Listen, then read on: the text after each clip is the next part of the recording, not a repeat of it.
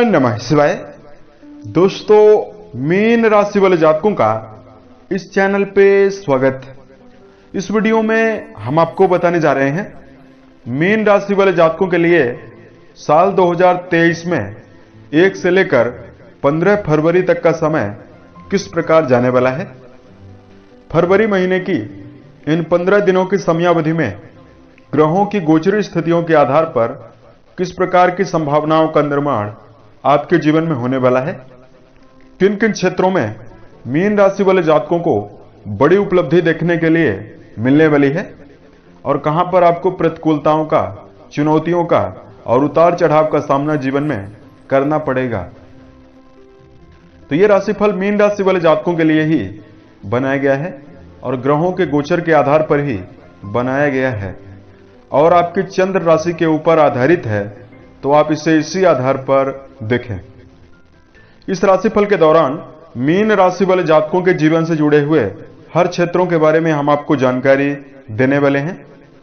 जैसे मीन राशि का कैरियर और व्यापारिक जीवन कैसा रहेगा, आर्थिक जीवन कैसा रहेगा, पारिवारिक जीवन, प्रेम संबंध, स्वास्थ्य, एजुकेशन लाइफ और मीन राशि वाले जातकों के लिए कुछ खास और धार्मिक उपायों के बारे में भी आपको जानकारी देने वाले हैं। तो इस राशिफल को हम आरंभ करें उससे पहले आपको जानकारी दे रहे हैं कि इस समयावधि में आपकी राशि के ऊपर ग्रह स्थितियां कैसी बनी हुई रहने वाली है। मीन राशि वाले जातकों इस महीने की समयावधि में, इस 15 दिनों की समयावधि में देवगुरु बृहस्पति आपके राशि के लगन भाव पर हंस नाम का राजयोग निर्मित करके गोचर कर रहे हैं। सूर्य बुध का बुधादित्य नामक राजयोग आपके राशि के लाभ भाव पर बना हुआ रहने वाला है, जिसमें 13 फरवरी को सूर्य आपके राशि के लाभ भाव से निकलकर व्यय भाव में चले जाएंगे। शनिदेव शुक्र के साथ अस्तगत स्थितियों में आपके राशि से द्वादश भाव पर गोचर करने वाले हैं। राहु देव आपके राशि के द्वितीय भाव यानी वाणी भाव पर और केतु देव राशि के अष्टम भाव पर संचरण करने वाले हैं। मंगल महाराज आपकी राशि के पराक्रम भाव पर गोचरी स्थितियों में रहने वाले हैं। इसमें मेजर ग्रहों का राशि परिवर्तन नहीं हो रहा है, इन ग्रहों में माइनर ग्रहों का परिवर्तन जरूर हो रहा है। तब आइए हम आपको बताते हैं कि मीन राशि वाले जातकों के लिए किस प्रकार की स्थितियां ग्रहों के माध्यम से इन 15 दिनों में निर्मित होने वाली है। तो सबसे पहले बात करते हैं कैरियर और व्यावसायिक जीवन के दृष्टिकोण से यह समय आपके लिए कैसा रहने वाला है। तो कैरियर का विचार राशि के 10वें भाव से किया जाता है और आपके राशि के 10वें भाव के स्वामी गुरु काफी शुभ स्थितियों में मौजूद रहने वाले हैं। मंगल की उपस्थिति पराक्रम भाव पर बनी हुई है और कई शुभ ग्रहों का प्रभाव आपके राशि के 10वें भाव पर बना हुआ है। तो मीन राशि वाले जातकों के लिए इन 15 दिनों की समयावधि में आपको जीवन में नौकरी के क्षेत्र में श्रेष्ठ परिणाम मिलेगा। कर्म क्षेत्र के मामले में आपके अंदर मनोबल में वृद्धि और मनोबल में उत्साह आपको देखने के लिए मिलने वाला है। उसके साथ साथ आपके कार्यों की सराहना होने वाली है। यदि आप नौकरी पेशा हैं तो रचनात्मक क्षमता के साथ आप अपने जीवन में चलने में समर्थ रहेंगे। किसी भी फील्ड में यदि आप कार्य कर रहे हैं तो आप अपनी वाणी के द्वारा जीवन में श्रेष्ठता निर्मित करने में सफल रहने वाले हैं। मीन राशि वाले जातकों के लिए इस दौरान कॉर्पोरेट सेक्टर में, राजनीतिक जीवन में, सामाजिक क्षेत्रों में बड़े लाभ की संभावना दिखाई दे रही है। धन को लेकर जानकारी दिया जाए, आर्थिक जीवन के दृष्टिकोण से चूंकि आपके राशि के द्वितीय भाव पर राहु देव गोचर कर रहे हैं और आपके राशि के लाभ भाव के स्वामी मंगल देव शनिदेव राशि के व्यय भाव पर गोचर करने वाले हैं। तो देखिए, मीन राशि वाले जातकों के लिए इस दौरान भाग्य का तो भरपूर साथ आपको देखने के लिए मिलेगा ही, साथ में आर्थिक जीवन के मामले में यह समय आपके लिए मिला जुला ही रहने वाला है। द्वादश भाव पर लाभ भाव के स्वामी गोचर कर रहे हैं तो अत्यधिक खर्चे आपके जीवन में होते हुए नजर आने वाले हैं। हालांकि आपके जीवन में आय के साधनों में भी वृद्धि आपको देखने के लिए मिलने वाली है। इस दौरान यदि आप कोई भौतिक सुखों से जुड़ी हुई चीजों को खरीदना चाहते हैं तो आपको काफी सतर्क रहना चाहिए। यदि आप भवन, वाहन या भूमि जैसी चीजों को यदि आप खरीदने जा रहे हैं तो थोड़ा आपको सावधानी बरत कर चलने की आवश्यकता रहने वाली है। जल्दबाजी आपको नहीं करनी चाहिए।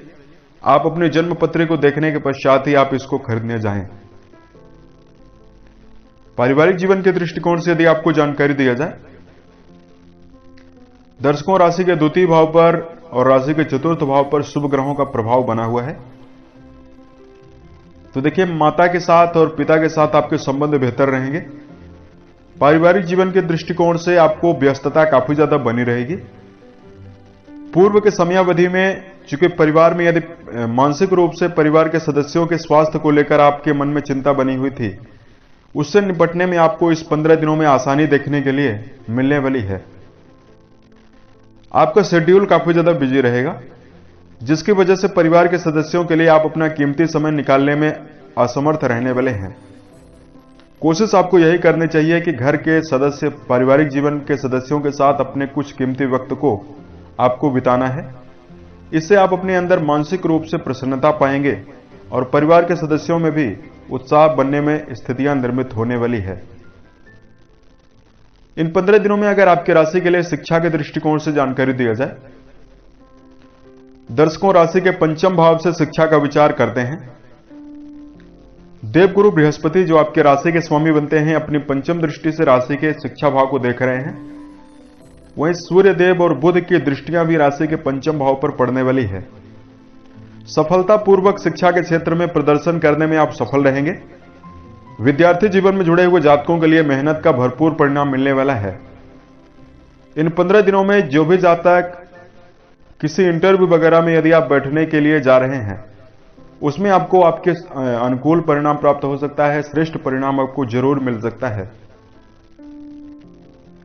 उसके साथ साथ यदि आपके लिए प्रेम जीवन और वैवाहिक जीवन के दृष्टिकोण से जानकारी दिया जाए, प्रेम संबंधों के मामले में आपके अंदर उत्साह काफी ज्यादा बना हुआ रहने वाला है। घूमने फिरने की योजना बनाई जा सकती है। खुलकर अपनी भावनाओं को व्यक्त करने में आप सफल रहने वाले हैं। वहीं वैवाहिक जीवन के दृष्टिकोण से यदि आपको जानकारी दिया जाए, तो सबसे पहले तो मीन राशि के जातकों को, अविवाहित जातकों के लिए जीवन में वैवाहिक प्रस्ताव देखने के लिए जरूर मिलने वाला है। और जो जातक दांपत्य जीवन में जुड़कर चल रहे हैं, तो बुध की स्थिति यानी आपके सप्तमेश यानी वैवाहिक भाव के स्वामी की स्थिति काफी बेहतर बनी हुई है और देवगुरु बृहस्पति की स्थिति बनी हुई है। तो पार्टनर के साथ संबंधों में मधुरता और संबंधों में श्रेष्ठता आपको देखने के लिए मिलने वाली है। इस दौरान आप अपने जीवन में अपने पार्टनर की भावनाओं को समझने में सफल रहेंगे। जीवन साथी का आपको भरपूर सहयोग प्राप्त होगा। खुलकर सकारात्मकता के साथ घूमने फिरने की योजना भी बनाई जा सकती है। पूर्व के समयावधि में यदि आपके वैवाहिक जीवन में संतान को लेकर यदि किसी प्रकार की चिंता बनी हुई थी, तो संतान के मामले के लिए यह समय काफी बेहतर है। संतान प्राप्ति का भी योग बन रहा है। इस दौरान अगर मीन राशि वाले जातकों के लिए शिक्षा, स्वास्थ्य के दृष्टिकोण से जानकारी दिया जाए, सेहत का विचार राशि के छठे भाव से किया जाता है। आपके राशि के छठे भाव के स्वामी सूर्यदेव राशि के 11th हाउस पर शुभ स्थितियों में ही रहने वाले हैं। देवगुरु बृहस्पति लगन पर गोचर कर रहे हैं। वहीं शनिदेव की उपस्थिति राशि के द्वादश भाव पर बनी हुई रहने वाली है।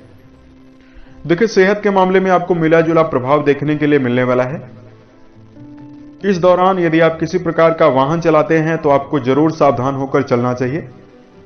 टू व्हीलर व्हीकल यदि आप चलाते हैं तो हेलमेट का प्रयोग करें। फोर व्हीलर यदि आप व्हीकल चलाते हैं तो आपको सीट बेल्ट का प्रयोग करना चाहिए। मन में एकाग्रता बनाकर आपको चलना चाहिए। मीन राशि वाले जातकों के ऊपर शनिदेव की 7.5 का प्रथम चरण आरंभ हो चुका है। तो किसी नकारात्मक माहौल में नकारात्मक पितृमंडलियों के साथ जुड़ने से आपको बचना चाहिए।